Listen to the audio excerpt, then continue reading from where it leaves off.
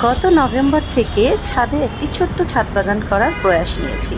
তবে তেমন একটা সময় দিতে পারি না। একদিন পর একদিন ছাদে যাই এবং ১.৫ থেকে ২ ঘন্টা সময় দিই। কিন্তু তাতে কিন্তু সেটা সাফিসিয়েন্ট হচ্ছে না। তারপরও নাই মামার থেকে কানা মামা ভালো। আসসালামু আলাইকুম, হ্যালো ফ্রেন্ডস। এই যে যেমনটি দেখছেন আমি এখানে পুঁইশাকের বীজ বপন করেছি। পুঁইশাক কিন্তু আরও আছে অনেকগুলো গাছ। এদিকটা আছে আলু শাক, ওদিকে আছে পেঁপে, এদিকে আছে কাঁচামরিচ, আর আছে নানা জাতের এখানে করল্লা। ৩টা বস্তাতেই করলা লাগিয়েছে। অলরেডি করলা আমি ২ বার হারভেস্ট করেছি। আবার নতুন করে করলা গাছে ফুল এসেছে। মেহেদি গাছ আছে, তার সাথে আছে মানি প্ল্যান্ট, আছে লাকি ব্যাম্বো।